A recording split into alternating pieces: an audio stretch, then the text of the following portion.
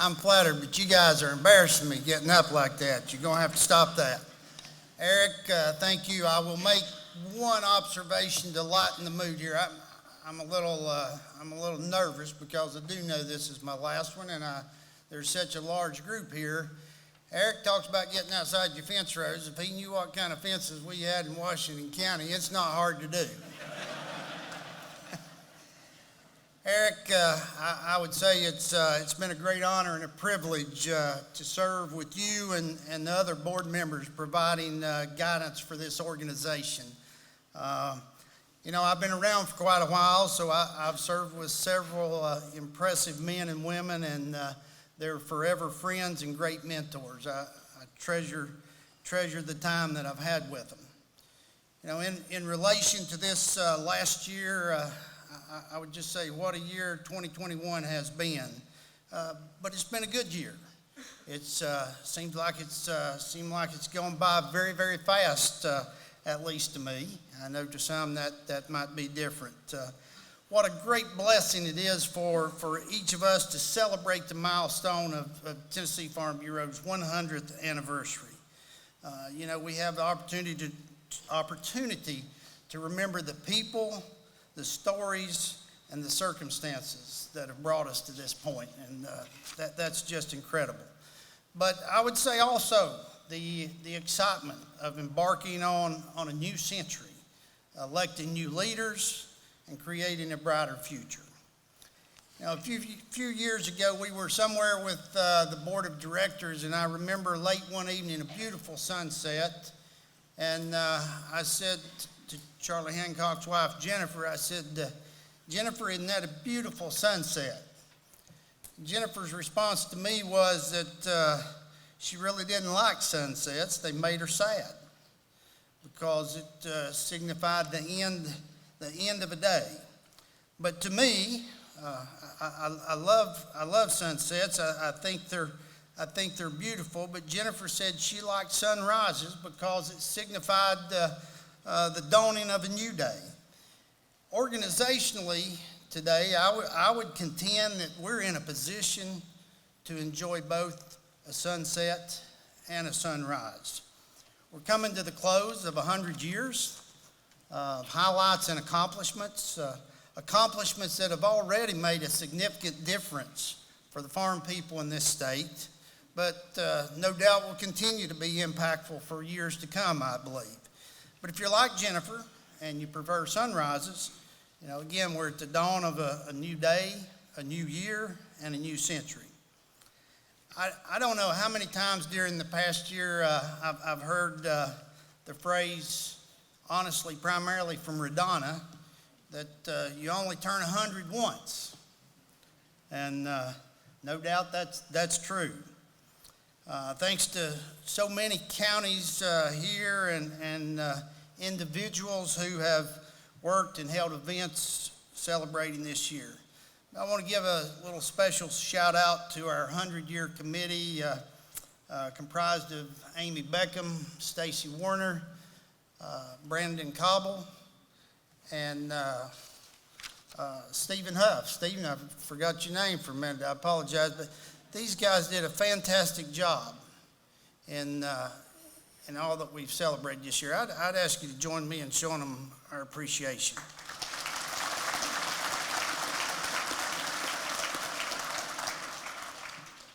So I would say the longevity of this organization is very impressive, but it's really the accomplishments of this organization and the service that we provide to our members that's most remarkable. I'm reminded of a preacher who was conducting a funeral. As he stood before the family and friends, he shared the person's birthday, and then he shared the day of their passing, and how these two dates would forever identify that person's life. But then he paused and said, forget the dates, focus on the dash. And I think that's a great message. It's a great message that we need to focus on individually while we're living. I think it's a great message for an organization. we need to focus on the dash. I think we all know there are no guarantees in life, and I'm going to share, I'm not a huge basketball fan, but legendary basketball coach John Wooden has a quote that I think is very relevant for this time in our organization. It said, "Failure awaits those who dwell on success earned yesterday." You know, we need to be cautious. Let's celebrate, but let's be mindful as we move into the next century. You know, there's some pretty significant companies that failed to innovate or change, and they got left behind. I'll give you a couple of examples here. Kodak, founded in 1888. They dominated the film market during most of the 20th century, but they blew their chance to lead in digital photography because they were in denial. One of their very own engineers actually invented the first digital camera in 1975, but because it was filmless, they didn't want it to get out. We all have heard of Sears, formed in 1893, Chicago, Illinois. Sears was your one-stop destination for clothes, appliances, tools, whatever. The Sears Tower in Chicago was the largest, tallest building in the world. They went bankrupt in 2019. And GE, just a few short weeks ago, announced that they're breaking into 3 separate companies after 129 years. They're using the phrase, beginning again.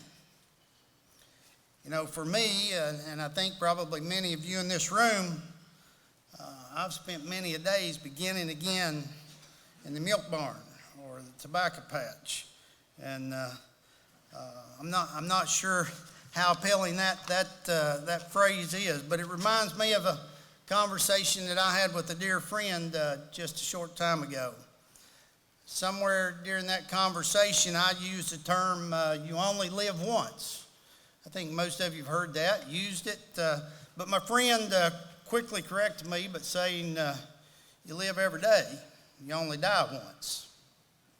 That's pretty profound if you think about it. And if you subscribe to that thinking, every day, sometimes multiple times a day, we begin anew. So again, we're celebrating 100 years as an organization, I believe, because those who came before us, they literally faced every day as a new opportunity to live, to grow, and to make a difference. I would say let's enjoy that sunset, but let our primary focus be toward a bright, warm, and inviting sunrise for a new day. As leaders of this organization, may we be more committed, more influential, more effective, more trusted, and an even louder voice of agriculture. You know, if you take 100 years a day at a time, that's 36,500 days to reach this point. That puts it in a little different perspective for me. I would contend that not one day's ever made us, nor will one day ever destroy us. I'm a little reluctant to use any kind of a Butch Jones phrase, but most of us will remember his football terminology at Tennessee, brick by brick. I would say this organization literally has been built brick by brick, leader by leader, and by one issue at a time. And your involvement, your decisions, and your commitment will determine the course as we move forward. You know, that red rectangle that on the stage over at the Marriott, I take great pride in it. What it stands for, what it represents. I actually wear it like a badge on my shirts, on my caps, on my coat. I hope that you guys do too. I'm actually waiting on the Farm Bureau pajamas. I hope you guys have enjoyed and appreciated the Farm Bureau store as much as I have. I think it's been a great addition. I appreciate the staff making that happen. Now, I like and I'm proud of how this organization is recognized as the voice of agriculture in Tennessee, listening to the concerns and challenges of our members and then seeking solutions, whether it be in Nashville, in Washington, D.C., or in county seats somewhere across our state. I'm proud that we're the largest farm bureau in the country, 683,289 family members. That represents approximately a third of all Tennesseans. We should all be proud of that. I'm proud of the size and the scope of our service companies and the impact that they have on our state. I'm especially proud of the agents and CSRs who on a daily basis represent us and do it so well. I'm proud of the adaptability. Eric talked about some of the challenges that we've had for the last year or two. We have adapted, and we should take pride in that, not only in the last few years, but for many years. And we've done that without ever sacrificing the morals or the values that we're founded on. That's important. I'm proud of you, our grassroots structure, and the strength that comes with it. I can't help but be reminded of those Christmas lights. And I don't even know if they still make them or not, but those where if one light don't work, none on the strand work, you know, those that make a preacher cuss. You take that, you take the extra and go through trying to find the right one, and then you begin questioning if even the spare is bad. Those lights remind me a little bit of this organization. Ultimately, each of us are like one of those bulbs in that strand.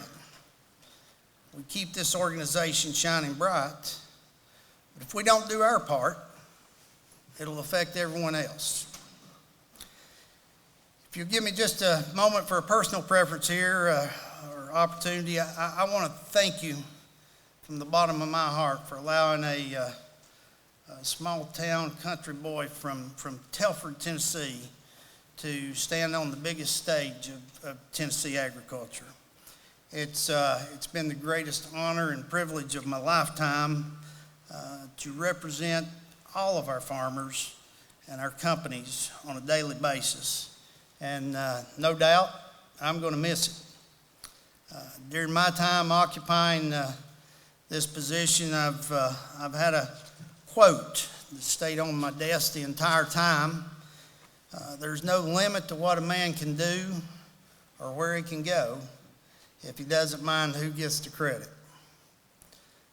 There's so many that I'd like to thank and give credit to publicly, but I'm under a time constraint here. So to some of you, I'll just say, I know who you are, and I hope you know how I feel about the impact and support that you've given. Most of you, sometime or the other, have heard or seen that picture, that story about the turtle on top of the fence post. I can tell you that I'm that turtle in reality here because I've lived that. I need to give credit to just a few folks that have lifted me up there. I'll forever appreciate what this organization stands for. You know, the 4 F's, faith, family, farming, Farm Bureau. God has abundantly blessed me, and I'm certain that I would have failed miserably without him and his guidance. I'm thankful for that. I told you 6 years ago that Proverbs chapter 3, verses 5 and 6 were my guiding principles as I came into this role, and throughout I've tried to depend upon those and God's guidance to serve appropriately and in his will. Ultimately, each of you allowed me the opportunity to stand here, and I'll forever be grateful to you for your friendship and your support. I am still convinced that Farm Bureau is a great organization because of you, our people. I've missed my family and my farm the most. So I had one slide that I was hoping that, all right, here we go. So you can see some pictures of my family here. I will point out little girls won't always stay little girls and won't always need somebody to push them in the swing. So me and Carol are looking forward to spending time and spoiling those little girls. My parents have been gone for quite some time, but they made many sacrifices that allowed me and my brothers to have better opportunity. Y'all met most of my family last night. I love them. I appreciate them. I want to publicly thank them for the sacrifices that they've made to allow me to live a dream, and it's really been a dream. I've always had great respect and admiration for the staff at Tennessee Farm Bureau. But I got to tell you, it now goes a little beyond that.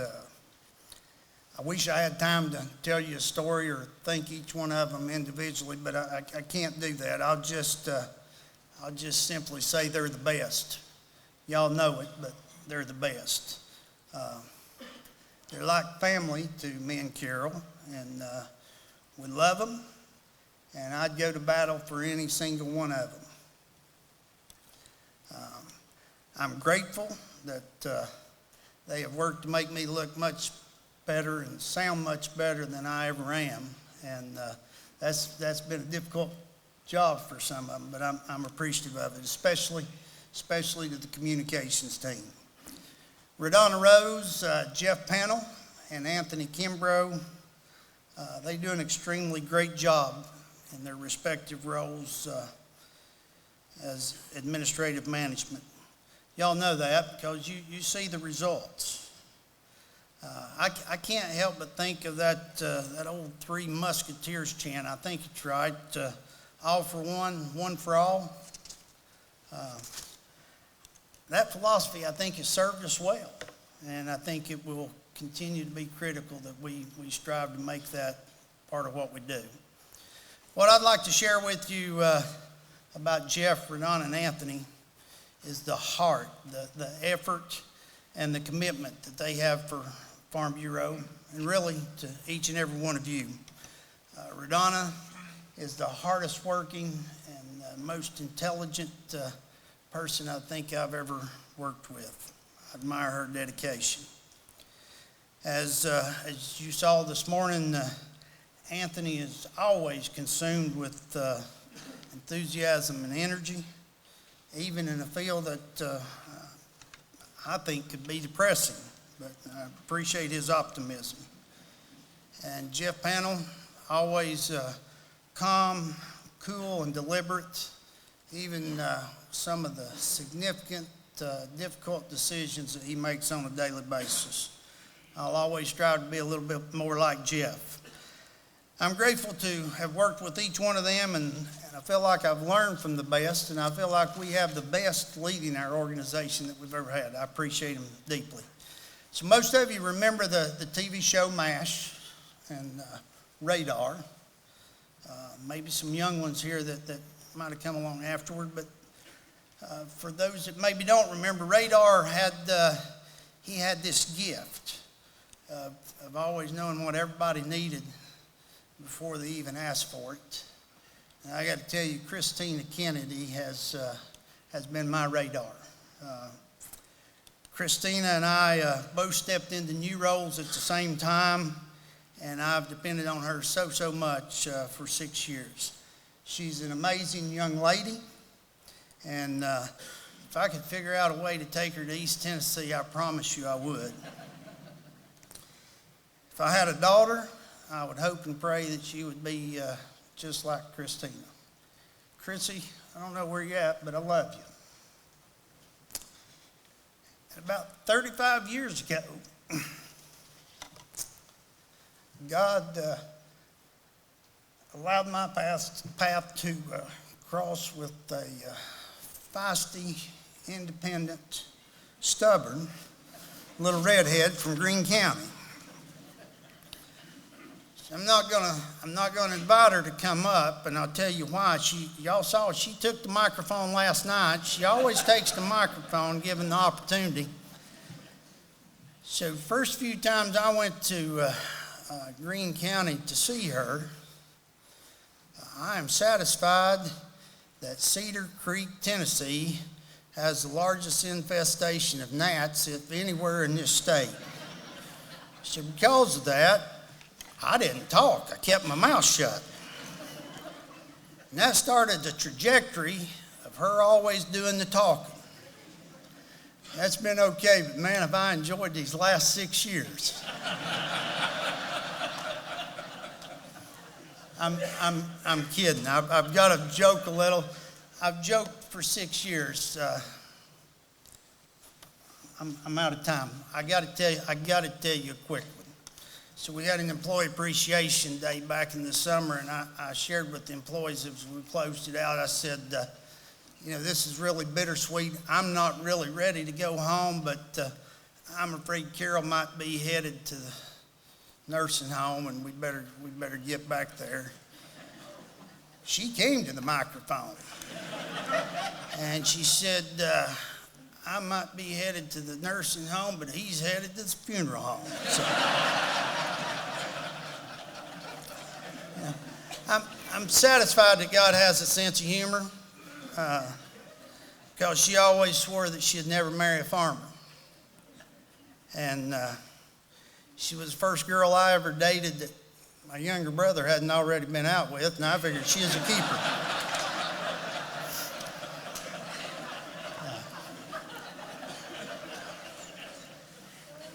Carol has stood by my side through thick and thin. And I'm fairly certain that some of you elected me as president just so you could have her as first lady. And I appreciate you for that. Couldn't have done it without her. I wouldn't have wanted to have done it without her. Honey, you can't come up, but you can stand up so we can show you appreciation.